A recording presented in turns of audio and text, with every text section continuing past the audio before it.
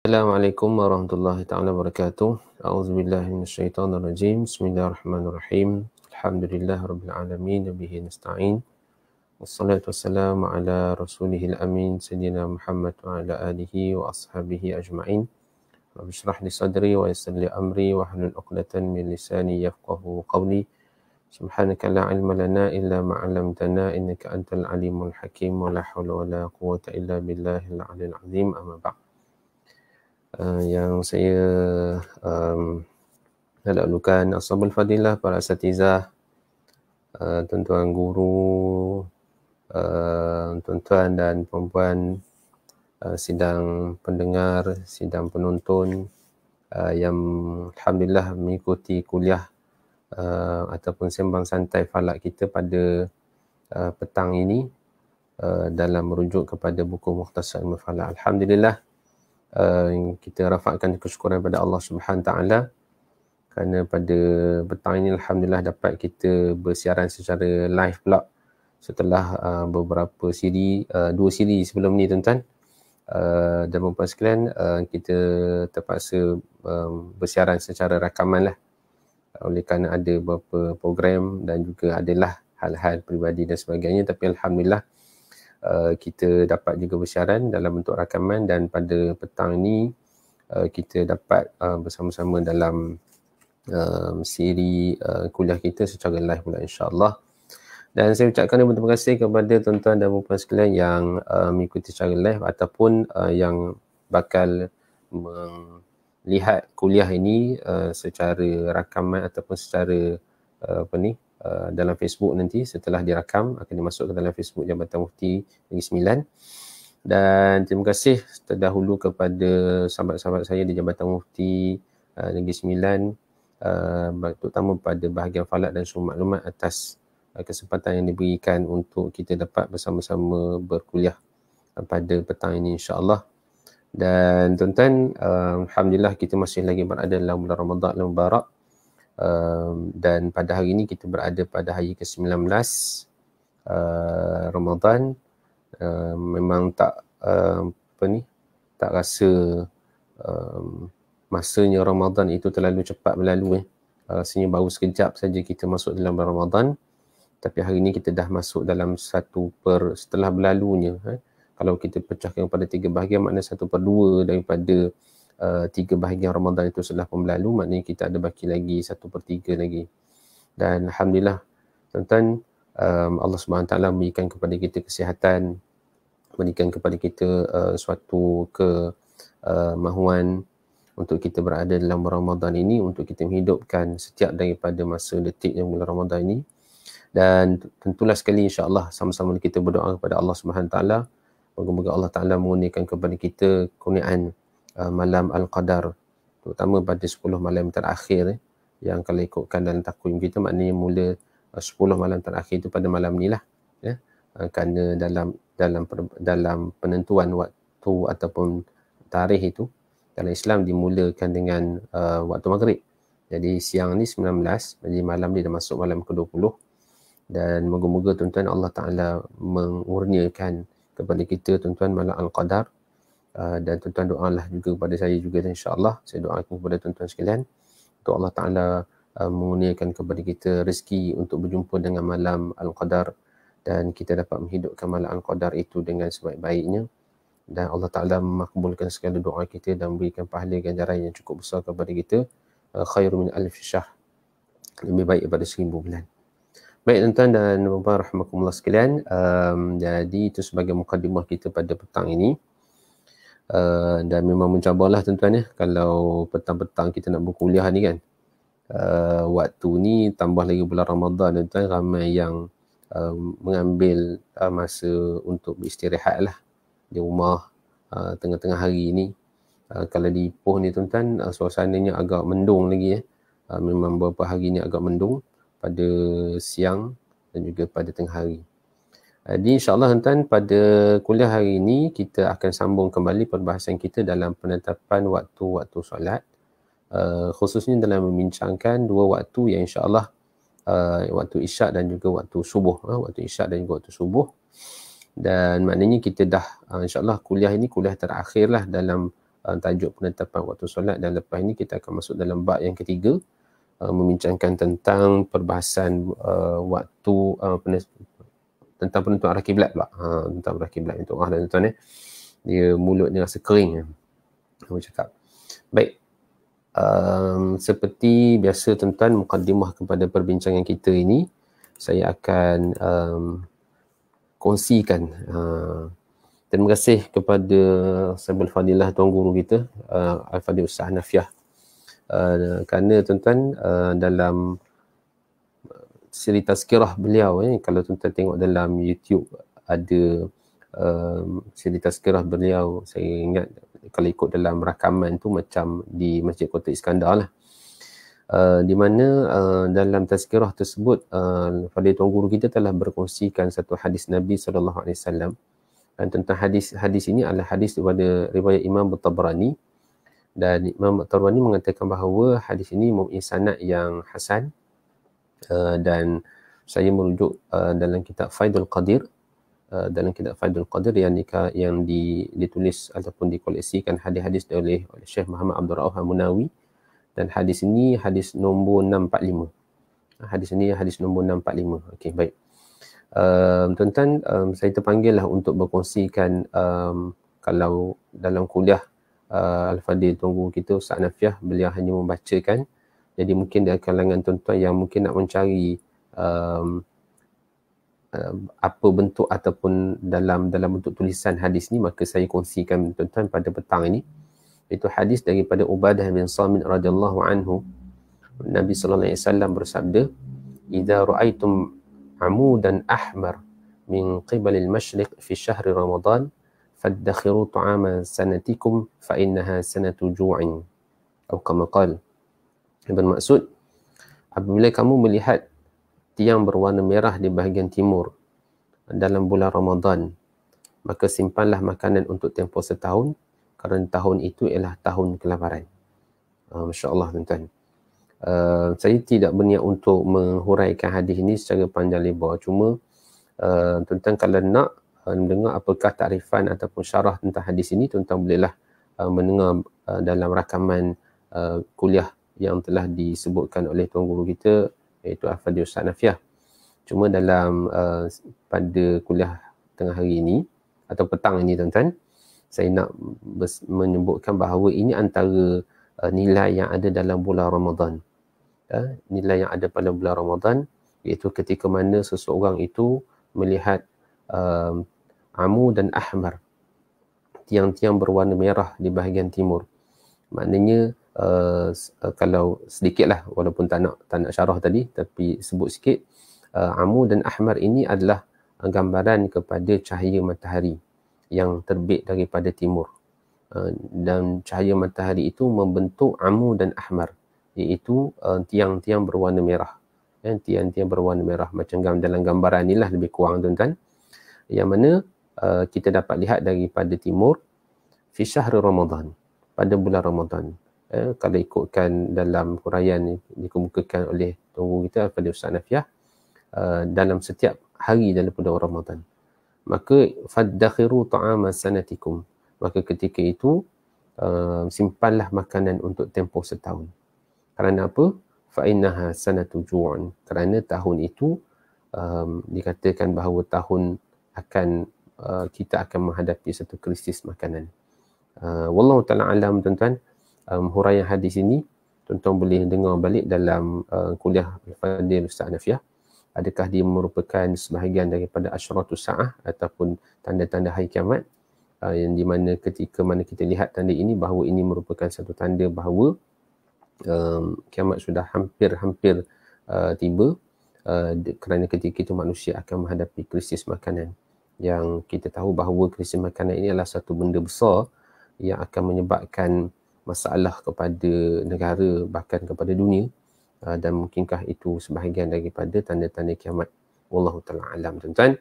Tetapi apa yang saya nak kongsikan dalam hadis ini, bahawa ini antara nilai yang ada dalam bulan Ramadan, yang mana kalau kita lihat dalam bulan Ramadan ni, Allah Ta'ala sebutkan dalam surah Al-Qadar, bagaimana Al-Qadr, inna anzalnahu fi lailatul qadr itu, bagaimana Allah Ta'ala menyebutkan dalam ayat keempat tu kan, tanazzalul malaikatu warruhu fiha biizni rabbihim min kulli amr. Dalam beberapa tafsir menyebutkan bahawa bagaimana pada malam itu malaikat dan juga Jibril alaihissalam turun dengan izin Tuhan mereka kerana membawa segala perkara yang telah ditakdirkan berlaku pada tahun itu dan juga pada tahun itu. Jadi dia dapat dilihat, wallahu ta'ala alam tuan-tuan, daripada hadis ini dia punya huraian, maknanya bulan Ramadan ini Allah Ta'ala nak tunjukkan kepada kita apa yang akan berlaku dalam tempoh setahun itu, ya. Pentingnya bulan Ramadan ini, ya. Jadi itu sebahagian daripada perkongsian sebagai mukadimah kita pada petang ini, insya-Allah. Baik tuan-tuan, rahmatullah sekalian, tuan-tuan, kita lanjutkan perbahasan kita insya-Allah pada petang ini dengan perbahasan waktu isyak, merujuk pada halaman 70, ya. Merujuk pada halaman 70 insya-Allah.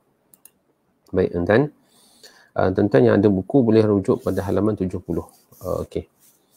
Kuliah kita ni tuan-tuan, pasal saya kali pertama live ni sepanjang bulan Ramadan ni, jadi insya-Allah kuliah kita ni akan berlangsung pada jam 3 suku sehingga pukul 4 suku lah, insya-Allah, ya. Baik. Saya cuba cover untuk dua tajuk ni tuan-tuan, kerana kalau ikutkan dua tajuk ni, isyak dan subuh ni, kalau kat Masjid Surau ni, saya rasa ambil masa dekat isyak tu saja, ambil masa hingga 3 ataupun 4 kuliah. Subuh tu lagi lama lah, 4 hingga 5 kuliah. Jadi kalau mengaji di Masjid Surau ni tuan-tuan, isyak dengan subuh ni rasanya mau setahun belajarnya. masuk setahun belajar, tak masuk lagi dengan tak datang kuliah dan sebagainya. Baik. Jadi tuan-tuan, rujuk muka surat 70, kita masuk kepada takrif isyak. Takrif isyak. Tuan-tuan, takrif isyak dapat dibahagikan kepada dua, seperti mana yang kita bincangkan sebelum ni dan apa yang telah menjadi kelaziman lah tuan-tuan dalam buku kita ni. Ditakrifkan kepada dua, satu dari sudut bahasa, satu dari sudut istilahnya. Baik. Isyak dari sudut bahasa adalah merujuk kepada makna ataupun kepada masa malam menjadi gelap.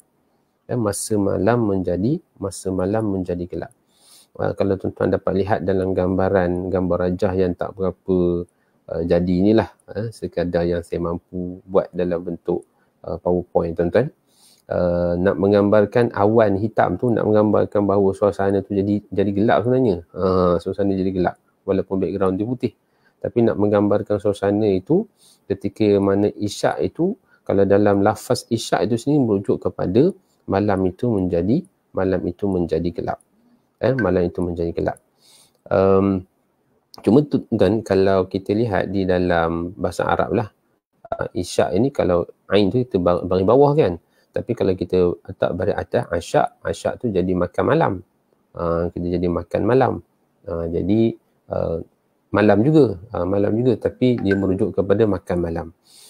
Cuma tuan-tuan sedikit daripada huraian lah yang tak ada dalam buku kita ini. Waktu isyak ni juga dari sudut orang Arab juga menyebutkan waktu isyak ni dengan waktu atmah. Ain ta mim ta marbutah.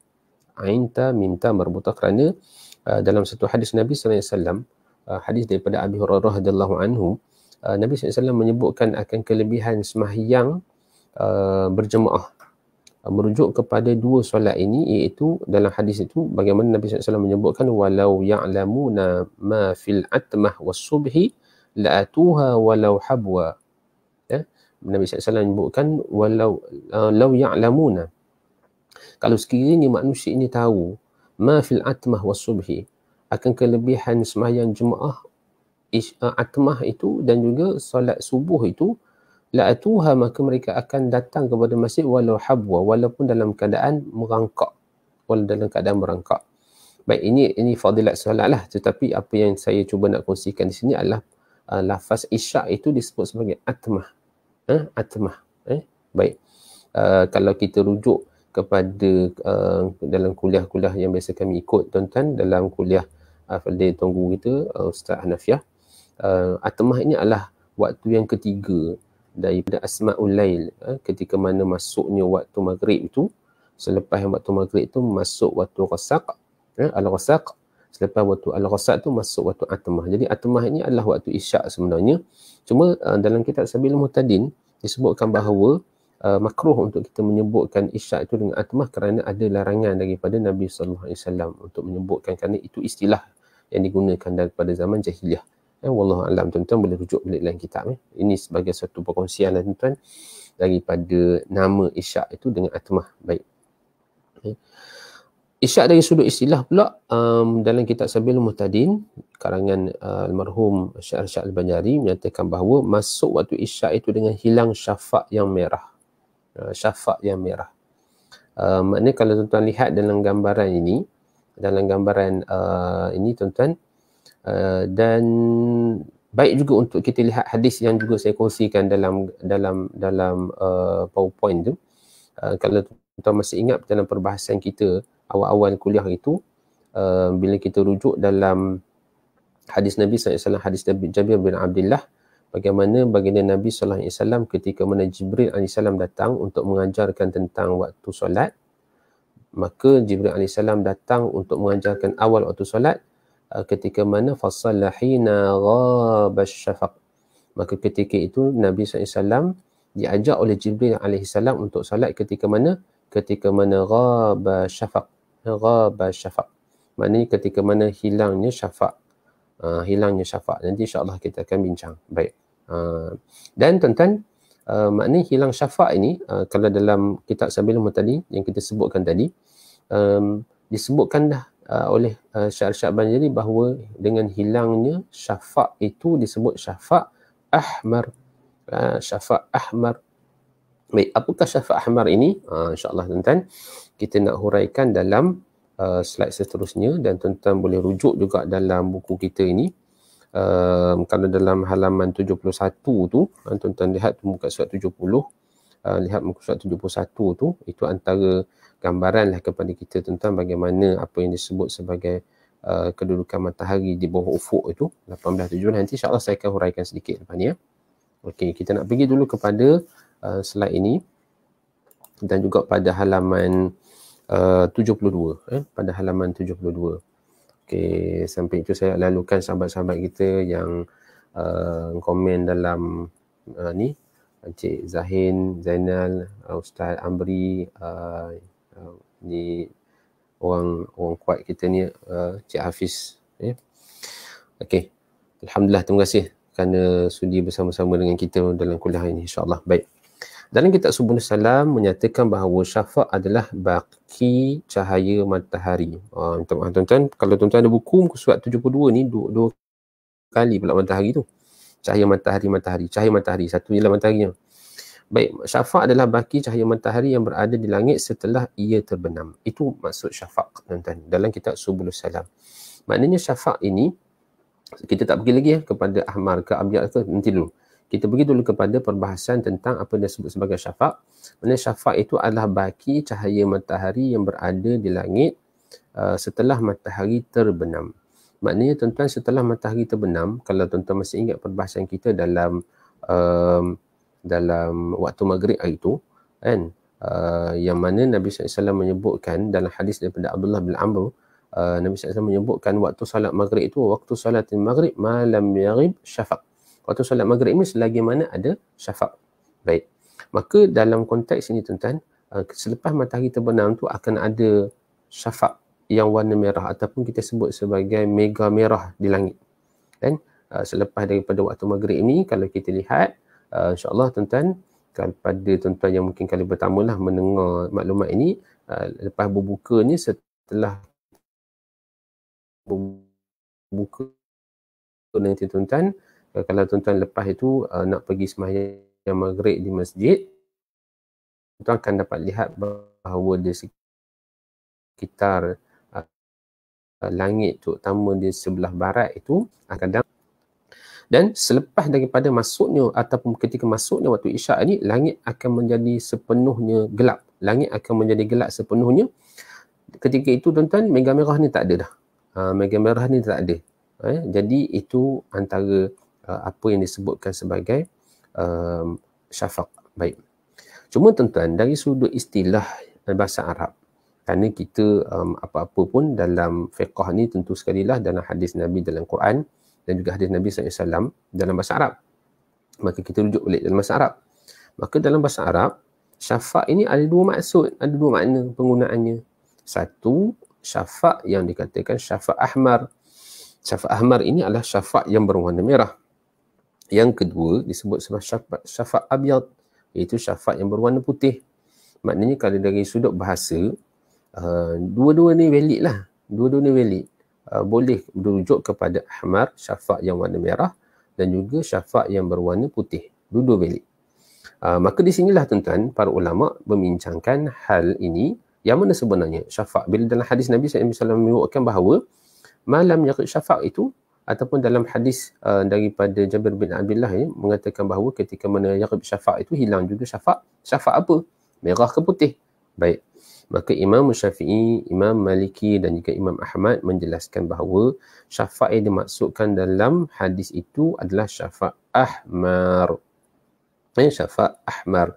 Kerana apa? Kerana kelazimannya, biasa orang Arab bila sebut syafa' itu dia rujuk syafa' ahmar. Walaupun dia boleh juga bermaksud syafa' putih, tetapi kelazimannya, kalau sebut syafa' itu, orang Arab sebut syafa' mesti merujuk kepada syafa' ahmar. Baik, kelazimannya. Dan dalam mazhab Hanafi, dalam mazhab Hanafi menyebutkan bahawa syafa' ini terbahagi kepada tiga warna, iaitu syafa' ahmar, syafa' abyad dan juga syafa' aswad. Maknanya ada warna merah, ada warna putih, ada warna hitam. Ada pula warna hitam kat sini kan. Baik. Maknanya di sini tuan-tuan, dalam mazhab Hanafi, mereka menunggu bahawa sehingga habis semua syafa' ini. Habis semua syafa' ini daripada merah sampailah ke putih, sampailah ke hitam. Habis ketiga-tiga syafa' ini barulah masuknya solat isyak. Makanya kalau mazhab Hanafi ni lewat sikit lah. Namun tuan-tuan dalam kajian menunjukkan bahawa syafa' abyad ini ataupun syafa' putih ini adalah sisa di hujung-hujung daripada syafa' ahmar itu. Syafa' ahmar ini di hujung-hujung, syafa' abyad ni adalah sisa ataupun hujung daripada syafa' ahmar ini yang muncul tu hanya sekejap saja sebelum hilang. Sebelum hilang. Dan dia akan muncul selepas hilangnya syafa' ahmar. Jadi kalau ikutkan tuan-tuan, syafa' abyad ini sebenarnya memang ada, tetapi dia pun muncul sekejap sangat. Sekejap sangat di langit, selepas daripada hilangnya syafa' ahmar, maka muncullah ataupun tepatlah kita lihat syafa' abyad. Syafa' abyad. Baik, tuan-tuan. Cuma tuan-tuan, saya nak kongsikan juga apa yang telah disebutkan dalam kitab Sabilul Muhtadin. Kitab Sabilul Muhtadin ni saya anggap sebagai satu kitab yang sangat menarik lah kalau kita nak mengaji fiqh dan juga falak, kerana satu kitab yang sangat hebat lah dari sudut falaknya, dan juga dari sudut fiqahnya tentu sekali lah. Dalam kitab Sabilul Muhtadin boleh menyebutkan bahawa hilangnya syafa', dia kata tentang masuknya waktu isyak ni, dia kata apa? Hilangnya syafa' yang merah dan sunat takhirkan dia dengan hilang, sunat takhirkan dia hingga hilang syafa' yang kuning dan putih supaya keluar daripada khilaf. Insya-Allah. Maknanya tuan-tuan, di sini yang pertama saya nak sebut dari sudut hukum lah. Maknanya kalau berdasarkan kepada kitab Sabilul Muhtadin, Syekh Arsyad Banjari menyebutkan bahawa sunat untuk kita tunggu ataupun kita lewatkan sikit solat isyak tersebut supaya apa? Khuruj minal khilaf mustahabun, dalam kaedah kan. Keluar daripada khilaf itu adalah yang terlebih baik. Maka kalau kita tunggu sekejap, untuk kita keluar daripada khilaf dalam masalah penentuan awal waktu isyak ini sehingga warna kuning dan juga warna putih syafa' itu pun hilang, maka itu hukumnya adalah sunat dalam kitab Sabilul Muhtadin. Cuma di sini adalah nak sebut bahawa Imam Syekh Arsyad Banjari mengakui bahawa, menyebutkan bahawa syafa' itu ada warna merah, ada warna putih dan juga ada warna kuning, ada warna putih. Ini menariknya tuan ya. Baik. Cuma kalau tanya saya lah, sebenarnya saya pun tak pernah tengok lagi syafa' yang berwarna putih itu. Syafa' yang warna kuning itu kita perasan lah selepas warna merah tu dia akan jadi warna kuning sikit. Yang warna putih itu mungkinlah kita kena pergi kepada tempat-tempat yang betul-betul gelap ya. Baik. Tu kena tanya kepada Fadil Ustaz Hardi lah, yang ada master dalam bidang waktu solat dan sahabat-sahabat lain lah yang biasa buat kerja-kerja cerapan di tempat-tempat yang gelap ni. Baik. Bermakna, tuan-tuan, sambung pada buku kita, bermakna waktu isyak ni bermula bila langit kelihatan gelap seluruhnya dan bebas dari cahaya matahari yang terbenam. Maknanya kalau dari sudut perbahasan waktu isyak ni, bila matahari dah terbenam, confirm, dan langit kita ni pula betul-betul gelap. Betul-betul gelap. Okey. Cerita tentang betul-betul gelap ni, tuan-tuan, betul-betul gelap ni, dalam perbahasan ataupun dalam kajian astronomi lah, dalam kajian astronomi, kita dapati bahawa ada apa yang disebut sebagai ini yang disebut sebagai pembahagian kepada twilight. Pembahagian kepada twilight. Okey. Ini kalau tuan-tuan dapat lihat ni, kita ada 3 yang disebut sebagai twilight. Yang pertama disebut sebagai, ini dalam kajian astronomi lah, kajian astronomi saya kongsikan sedikit, atau disebut sebagai civil twilight. Yang kedua disebut sebagai nautical twilight. Yang kedua nautical twilight, yang ketiga astronomical twilight. Okey, kalau kita lihat sini, civil twilight ini adalah dalam buku kita ni pun ada, tuan-tuan, halaman 72. Halaman 72 yang kalau dalam diterjemah dalam bahasa Melayu disebut sebagai fajar twilight, ini disebut sebagai fajar senja awam.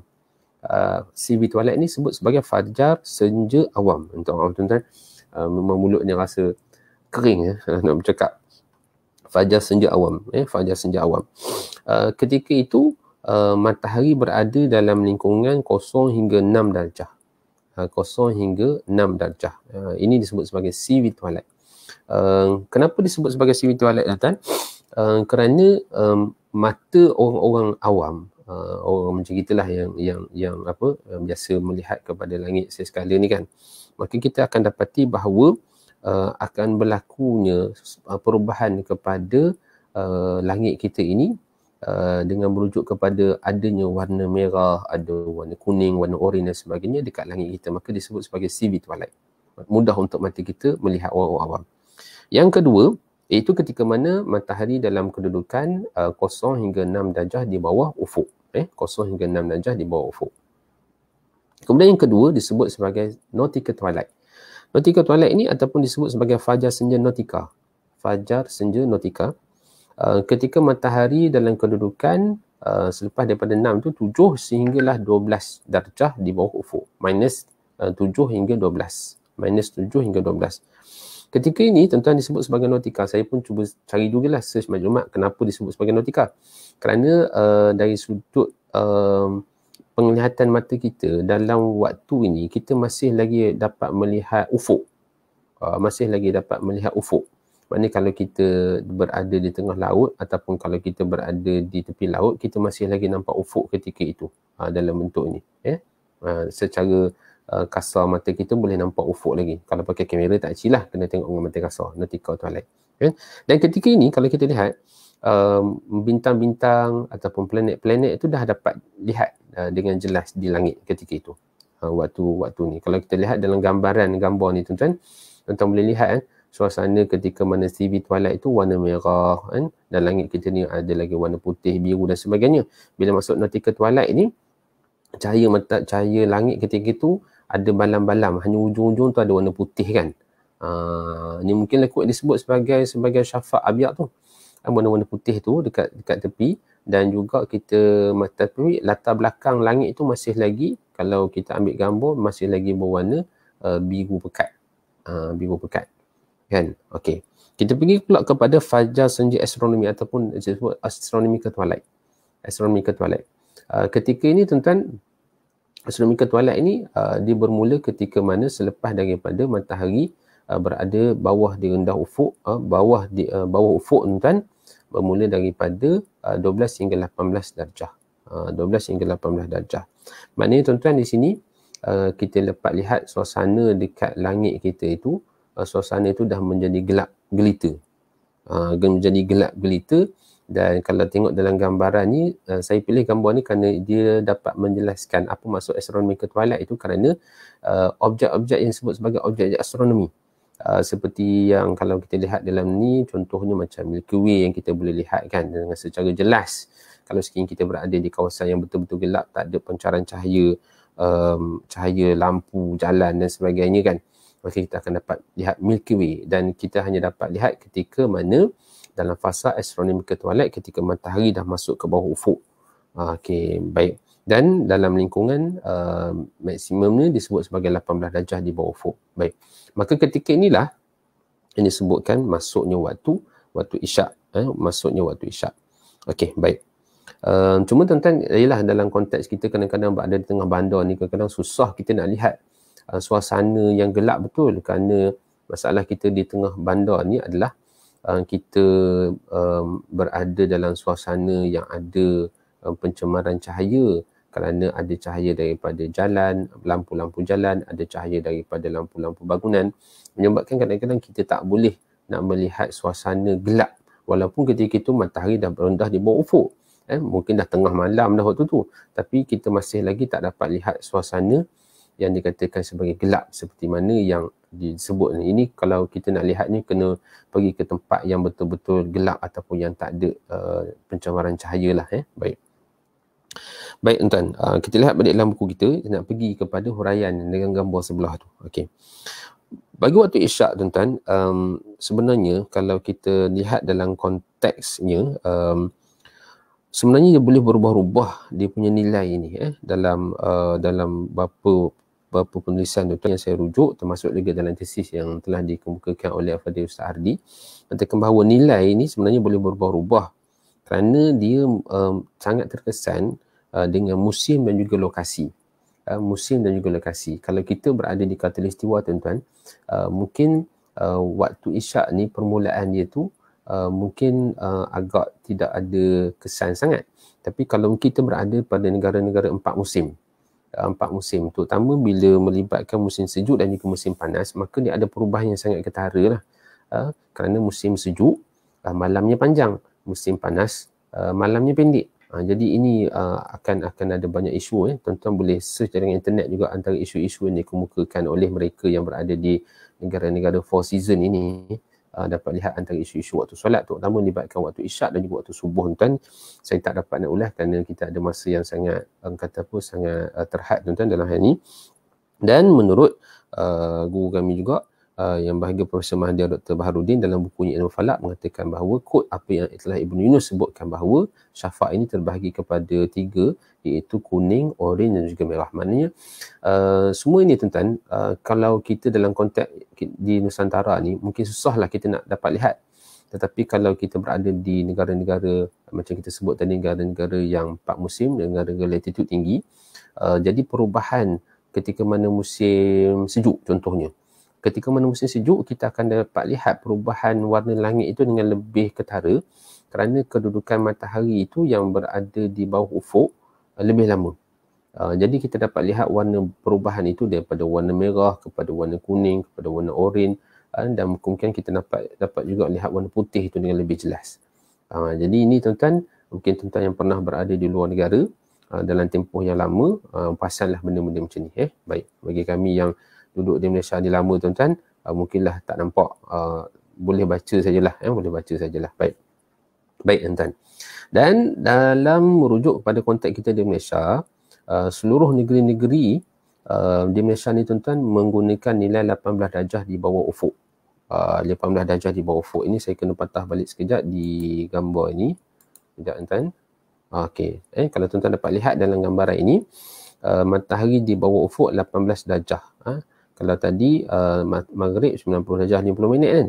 Jadi waktu isyak ni 18 darjah di bawah ufuk bagi negeri-negeri di seluruh Malaysia kecuali Kelantan yang menggunakan nilai 17 darjah. Kalau kita lihat daripada ufuk tu 18 darjah lah. Daripada ufuk 18 darjah ataupun 17 darjah dalam konteks negeri Kelantan. Tapi kalau kita ambil daripada jarak zenit ataupun daripada zenit ataupun tengah kepala kita, maka kita akan dapat nilai 108 darjah dan juga 107 darjah. 108 darjah, 107 darjah. Baik tuan-tuan. Isunya kenapa ini berlaku? Kenapa perbezaan ini berlaku? Ini sekadar satu maklumat ringkas sajalah tuan-tuan. Okey. Kerana kalau kita lihat apa yang saya dapat kongsikan berdasarkan kepada tulisan dan juga kajian oleh beberapa guru-guru kita lah dalam ilmu falak. Contohnya tuan-tuan yang telah dikemukakan oleh yang bahagia Tuan Syed Kamrul Zaman yang di Pertua Persatuan Falak Syariah Malaysia. Nantikan bahawa nilai 18 darjah ini berdasarkan kepada apa yang telah diformulakan ataupun yang telah ditetapkan oleh guru besar kita dalam ilmu falak di Malaysia ni, tuan-tuan, iaitu Tuan Guru Haji Muhammad Khair Taib. Haji Muhammad Khair Taib, tuan-tuan. InsyaAllah kalau ada masa nanti mungkin kita boleh sebutkan sikit tentang latar belakang Tuan Guru kita, Tuan Haji Muhammad Khair Taib, yang mana dinisbahkan pula apa yang Tuan Guru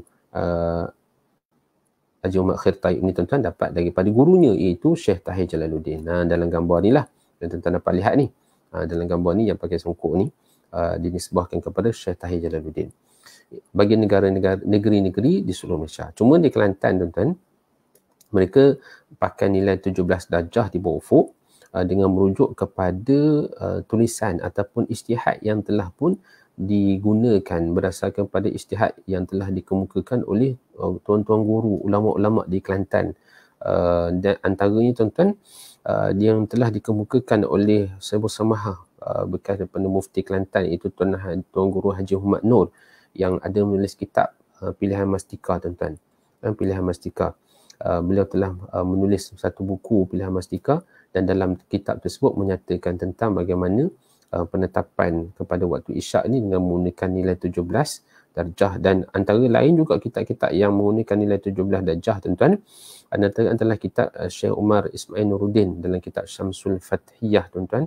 Tuan-tuan boleh betulkan sikit ejaan dalam buku kita ni, Syamsul Fathiyah, bukan Fatiyah, tuan-tuan. Dan buku Tuan Guru Haji Muhammad Saleh Harun Kemboja dalam kitab Pedoman Bahagia. Ini buku-buku ni tuan-tuan boleh dapat beli daripada Khazanah Fataniyah. Khazanah Fataniyah, saya pun beli dengan mereka. Koleksi buku-buku ni yang sangat berharga, tuan-tuan boleh jadikan koleksi lah untuk kita melihat pada sumber asal tulisan tuan-tuan guru kita yang sangat berharga, tuan-tuan. Okey. Dan tuan-tuan jangan rasa pelik lah, kenapa pula Kelantan pakai 17, negeri-negeri lain pakai 18, kan ini berdasarkan kepada ijtihad yang telah dikemukakan oleh para ulama, tuan-tuan, untuk menilai kepada hilangnya syafaq hamar itu ataupun syafaq abyad dan sebagainya. Jadi ini bukan satu benda yang pelik kalau kita lihat dalam skop yang lebih luas lah. Maknanya dalam konteks di dunia ni pun nilai solat isyak, waktu isyak ni pun sebenarnya berbeza-beza berbeza-beza mengikut negara, mengikut kata apa para ulamanya, pengkajinya memang berbeza-beza. Okey, baik. Jadi insya-Allah, tuan-tuan, kita pergi pada halaman, dan ada halaman 74 tu, kalau tuan-tuan dapat lihat halaman 74 tu bagaimana saya kongsikan sikit antara gambar bagaimana sunrise yang disebut sebagai civil twilight. Cuma dalam ni disebut sebagai civil dawn lah, nautical dawn, astronomical dawn. Okey, betul ke sebut tu dawn tu, astronomical twilight, astronomical. Okey, tuan-tuan Okey. Jadi dari sudut perbahasan waktu isyak itu, baik. Okey, di sini, tuan-tuan jadi waktu isyak itu merujuk kepada nilai matahari daripada jarak zenitnya adalah 108 ataupun 107 bagi negeri termasuklah Perak, tuan-tuan, menggunakan nilai 108, bagi negeri Kelantan menggunakan nilai 107. Daripada jarak zenit dia jadi 108 ataupun 107, ataupun kalau jarak ufuk tu jadi 18 ataupun 17 lah. Maka waktu isyak itu dihitung ataupun secara mudahnya, tuan-tuan, kita ambil daripada waktu istiwa tu, katalah dalam waktu istiwa yang kita dah guna daripada awal kuliah kita itu pada jam 13.03 dan kita ambil lah apa yang disebut sebagai waktu isyak tu, pukul tu, nilai waktu isyak tersebut, maka kita akan dapat daripada jarak zenit ini, daripada sudut jamnya adalah 7 jam 12 minit, maka kita tambahkan nilai tersebut, maka kita dapatlah waktu isyak. Cuma inilah, ini secara formula kasar ni lah, tapi waktu solat kita tak hitung begini, kita ada hitungan yang lebih detail lah. Dan inilah menjawab kenapa hadis tadi yang kita bincangkan, hadis Jabir bin Abdillah tu merujuk kepada waktu zuhur. Kerana daripada waktu zuhur itulah, ataupun daripada waktu sebelum zuhur itu, waktu istiwa itulah kita menghitung waktu solat kita. Okey, baik. Ini secara mudah ya, tuan-tuan. Okey. Cuma tuan-tuan ada sikit lagi perbahasan berkaitan dengan waktu isyak ni, terutama bila Allah selamat kejap ya. Okey. Bila kita bincangkan tentang akhir waktu isyak, tuan-tuan boleh rujuk pada halaman 75. Tuan-tuan boleh rujuk halaman 75. Akhir waktu isyak ni menarik perbincangannya kerana dalam hadis Nabi SAW, hadis Nabi bin Abdullah menyebutkan Nabi SAW diajak oleh Jibril AS untuk solat isyak pada hari kedua itu, yang merujuk kepada akhir waktu tu disebut sebagai nisful lail atau qala thuluthul lail, iaitu pada 1/2 malam ataupun 1/3 malam. Okey, baik. Jadi timbullah persoalan, sebenarnya bila habisnya waktu isyak ni? Bila habisnya waktu isyak? Selama ni kita habis waktu isyak bila masuknya waktu fajar ataupun habisnya masuk waktu subuh. Dan okey, sebelum itu saya nak clearkan dululah apa yang kita amalkan pada hari ini sebenarnya tepat. Yang kalau kita rujuk kepada habis waktu isyak itu merujuk kepada waktu fajar. Ini antara apa yang telah saya kongsikan. Syekh Arsyad Banjari sebutkan dalam kitab Sabilul Muhtadin, disebut bahawa waktu subuh itu kekal waktunya hingga terbit fajar sadiq. Waktu subuh itu kekal waktunya hingga terbit fajar sadiq. Maknanya tuan-tuan, dalam konteks kita di Malaysia ni kita pakai pandangan ini, iaitu waktu isyak itu tak habis dengan 1/2 ataupun 1/3 malam, tetapi merujuk kepada terbitnya fajar sadiq, maksudnya habis waktu isyak itu ketika masuknya waktu subuh. Baik. Nah, ala kulli hal tuan-tuan, dalam buku dan juga dalam presentation ini ada saya nyatakan sikit penjelasannya, di mana 1/2 ataupun 1/3 malam itu, kalau tuan-tuan lihat dalam gambaran ini, 1/2, 1/3 malam ini saya dah semak alhamdulillah dengan tunggu kita Al-Fadhil Ustaz Nafiah. Waktu malam itu merujuk kepada terbenamnya matahari waktu maghrib sehinggalah kepada waktu fajar ataupun waktu subuh. Itu disebut sebagai malam. Itu disebut sebagai malam. Jadi waktu malam tu bukan waktu maghrib ke waktu syuruk. Tak, waktu malam itu merujuk kepada waktu maghrib hinggalah kepada waktu fajar. Okey, baik. Dan kalau kita kata 1/2 ataupun 1/3 malam, maka katalah waktu maghrib hingga waktu fajar ini jumlahnya adalah 9 jam. Maka kita bagilah 3. Maka kita dapatlah 1/3 itu bersamaan dengan 3 jam. 3 jam. Makanya yang disebut sebagai 1/2 itu, 1/2 itu merujuk kepada berlalunya 3 jam yang awal, dan selepas itu 6 jam terawal, dan habis waktu isyak itu habis 9 jam. Itu dikata 1/3. Ataupun kalau kita nak kita pecahkan kepada 2, maka kita akan dapat nilai 4 jam 30 minit lah.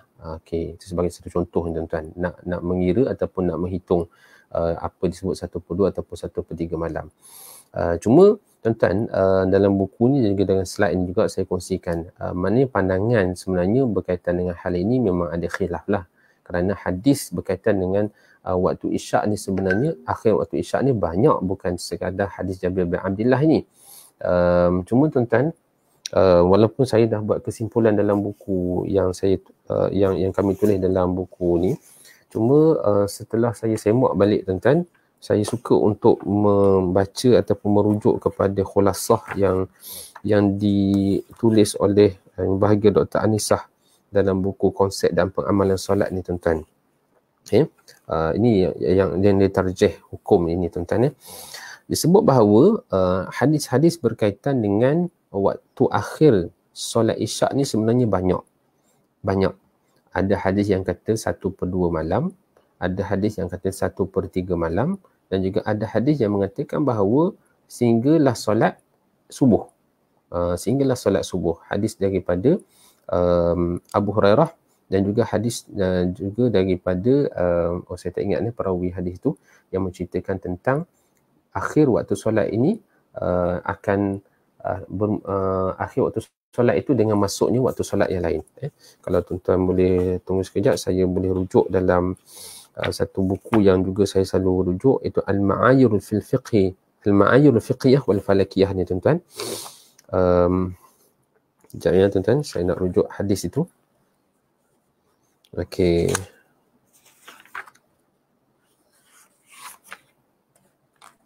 minta maaf, akhir waktu isyak, akhir waktu subuh lah tuan. Ya. Hadis daripada Abi Qatadah tuan. Hadis daripada Abi Qatadah disebutkan bahawa disebut hatta yaji'a waktu salatil ukhra. Jadi waktu solat tersebut akhir itu dengan sehingga datangnya waktu solat yang selepas itu. Jadi hadis berkaitan dengan akhir waktu solat isyak ni tuan-tuan ni banyak. Maka ketika ini tuan-tuan, para muhakkik mentarjihkan hukum dalam masalah ini, mereka melihat bahawa menghimpunkan segala hadis-hadis yang telah pun saya sebutkan tadi, antara contohnya lah daripada hadis Abi Qatadah, hadis Jabir bin Abdullah, dan juga hadis daripada Abdullah bin Amr dan sebagainya. Menghimpunkan hadis itu adalah lebih baik daripada menasakh ataupun mentarjihkan hadis-hadis itu. Ini kaedah yang telah pun disebutkan oleh ulama. Bila ada hadis yang nampak seolah-olah macam berlawanan, maka ketika itu tuan-tuan, para ulama menyatakan bahawa sebenarnya akhir waktu subuh itu adalah merujuk kepada akhir waktu isyak itu merujuk kepada waktu subuh. Akhir waktu isyak itu merujuk kepada waktu subuh. Cuma bila sebut 1/2 malam, 1/3 malam ini, maka di sinilah apa yang disebut sebagai waktu ikhtiar dan juga waktu darurah. Waktu ikhtiar dan juga waktu darurah.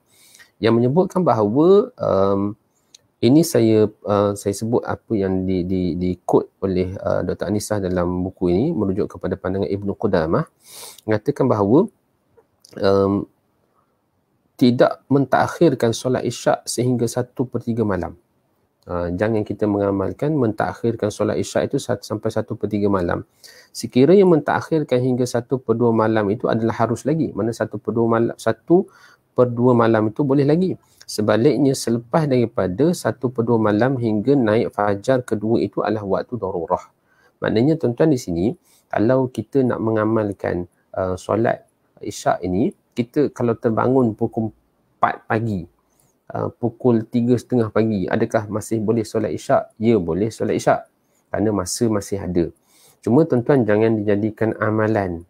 Jangan dijadikan amalan, maknanya kita lepas maghrib itu kita bantai tidur tuan-tuan. Contoh malam ni kan.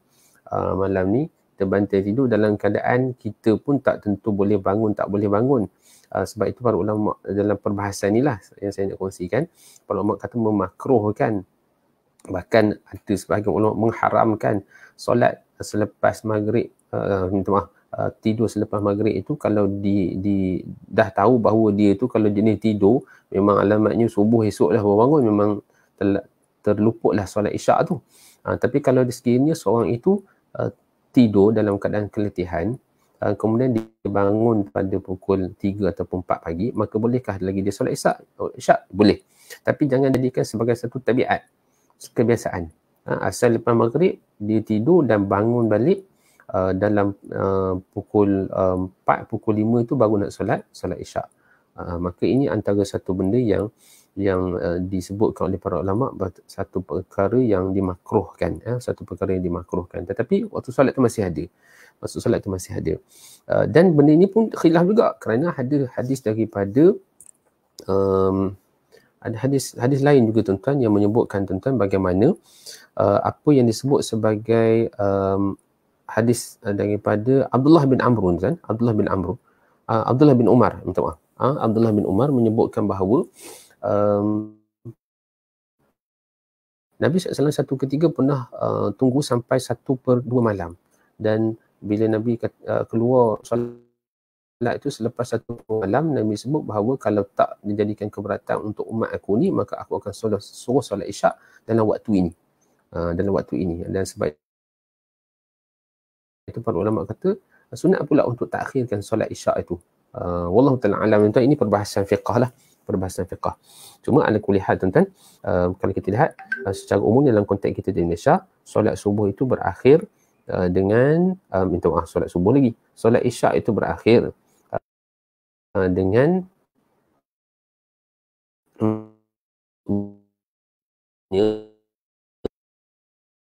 waktu subuh. Masuk ni waktu subuh. Clear cut macam sebut bahawa solat isyak itu waktu subuh. Baik tuan-tuan. Kita masih ada beberapa masa waktu subuh.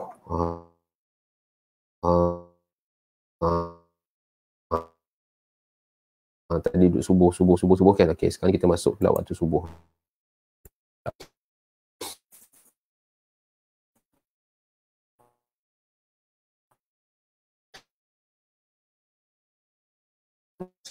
Nampaklah dalam tuan ada apa-apa soalan yang nak ditanyakan mungkin kuliah-kuliah sebelum ni yang mungkin saya pun tak dapat nak menjawab, tuan-tuan boleh tanyalah dalam ruangan komen ini.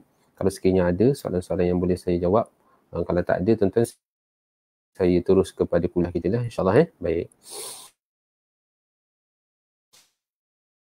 Baik, kita pergi kepada waktu subuh. Waktu subuh. Okey, kalau kita lihat tentang perbahasan waktu subuh ini juga satu benda yang menarik kerana kepentingan waktu subuh ini dia bukan saja melibatkan waktu solat. Subuh tu memang confirm lah ada waktu solat ni kan. Tetapi apa yang juga kita lihat bahawa waktu subuh ni macam waktu maghrib, kita bincang itu. Waktu maghrib tu dia bertindih di waktu maghrib tu waktu solat, waktu iftar, waktu berbuka puasa dan permulaan hari baru dalam takwim Islam kan. Macam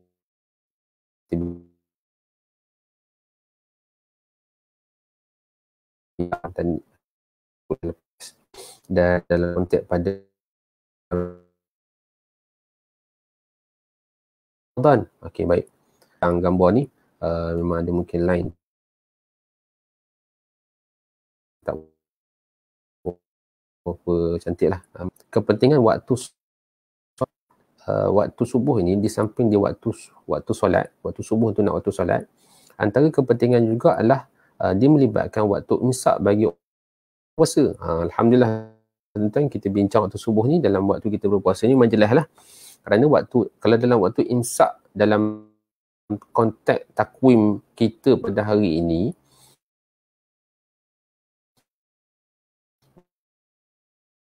dan masuknya waktu subuh. Kita lihat waktu subuh kita ini merujuk kepada waktu kita, 10 minit sebelum itu dia merujuk kepada waktu tuan, saya terganggu kejap-kejap, hilang kejap ada. Jadi waktu imsak dalam konteks yang saya nak sebut sini adalah waktu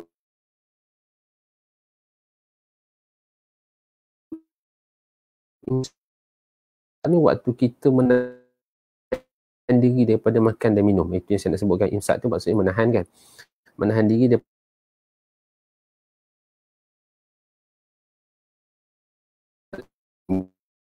itu sebagai waktu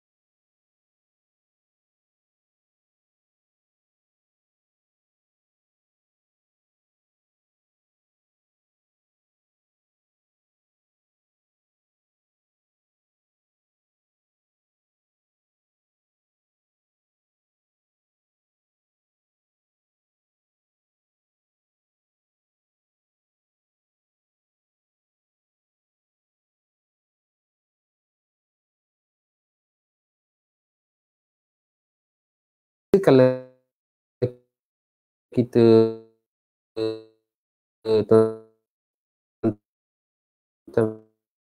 biasa ada di sebelah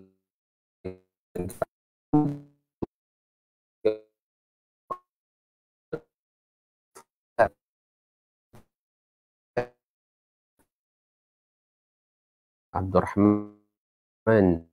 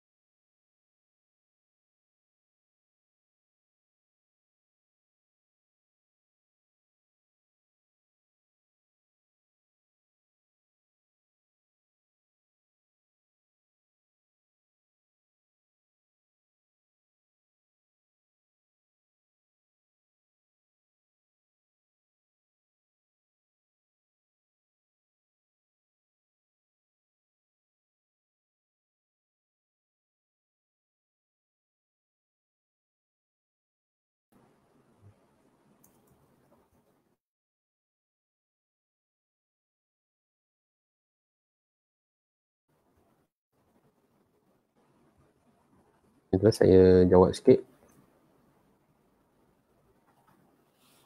Okey, bentar ya.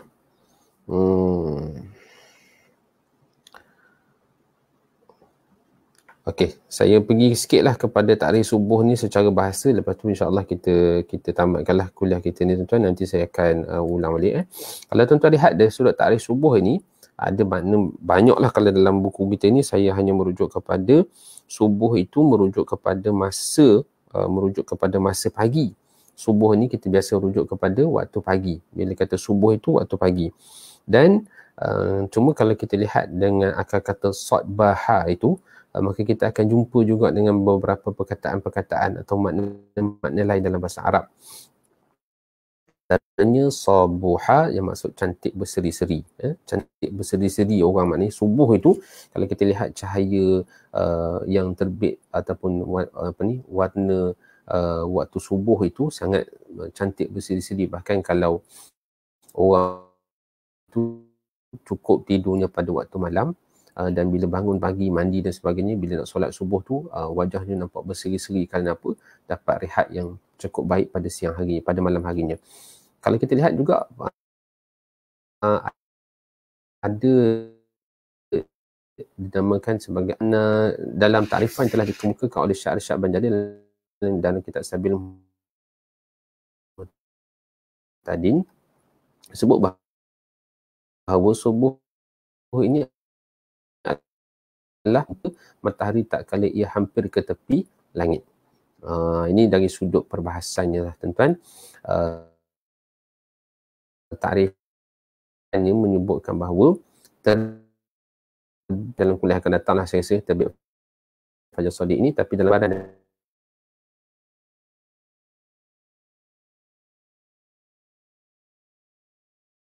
dalam gambarnya boleh saya akan hurai nanti.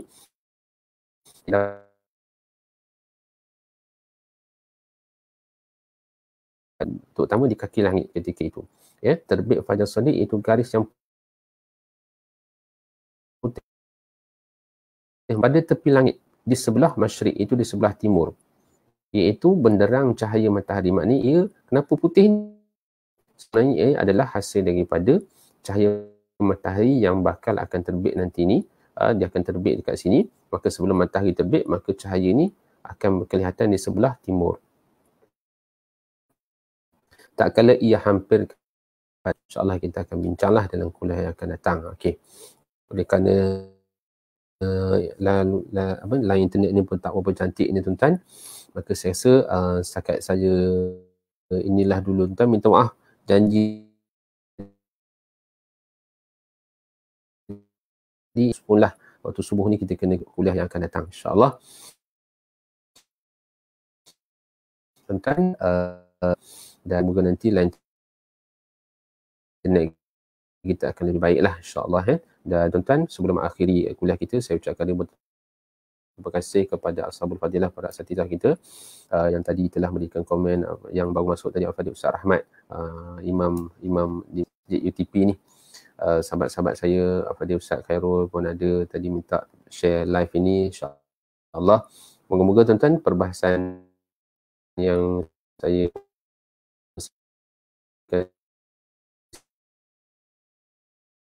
sini dapat memberikan kepada kita semua.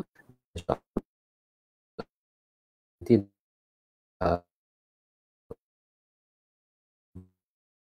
kita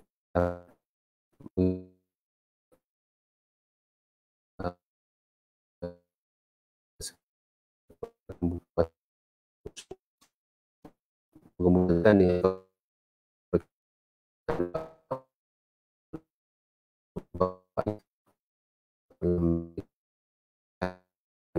moga-moga Allah